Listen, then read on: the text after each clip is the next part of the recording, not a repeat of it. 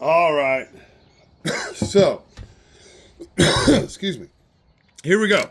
We're going to take this starter apart. The problem that we have with this starter is the teeth on the end of this thing are ground out, right? So, it's extending all the way. However, it's missing the last quarter inch there, and I think it's just not enough to engage. This is the second one of these I've taken apart with the same problem. So, here we go. Let's tear it down real quick.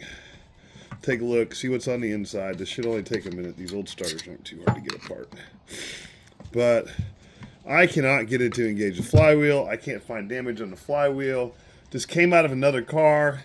I think a lot of times though, so this is a 6 volt starter, right? So it's made to run 6 volts. We're running them on 12 volts, right?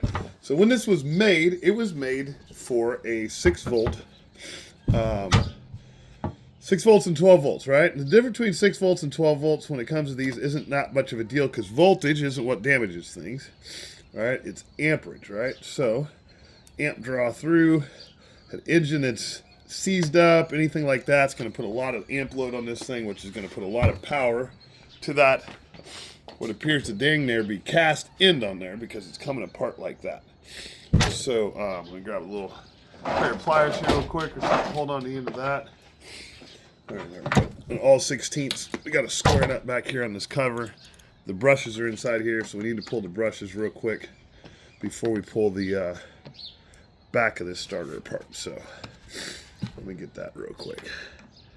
This cover off. So there's going to be 4 brushes inside here, ground and the DC power. But the way these are wound, so 6 volt systems, right, are ground power system. So you put the positive to the block, you take that positive, and then the negative goes and runs into all the stuff. It's basically backwards of modern systems. So when you switch them to 12 volt systems, you reverse that around because all the 12 volt stuff is made to run the other way. However, when you have a DC motor like this with field windings like this, it doesn't matter whether you hook ground or positive up to it, right? It will spin the same way. So there's that cover off of there.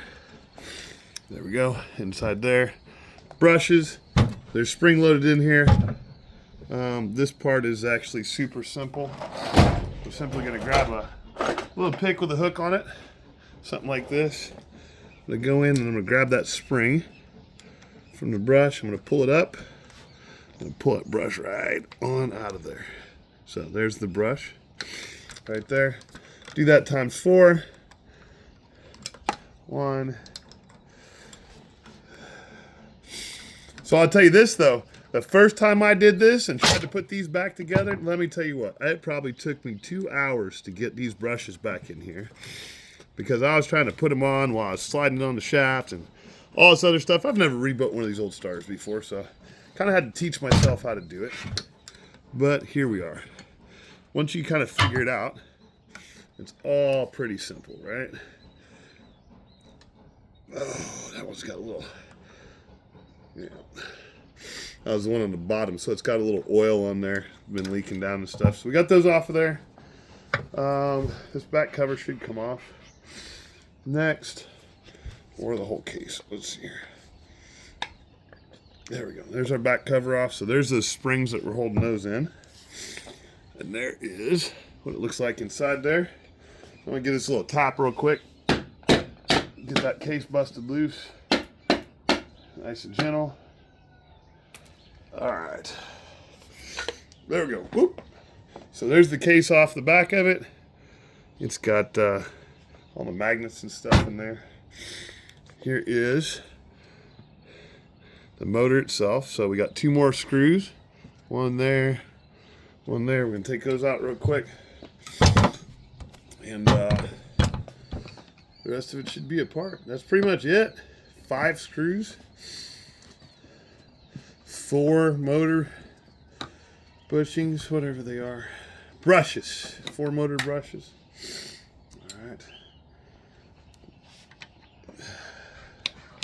There we go.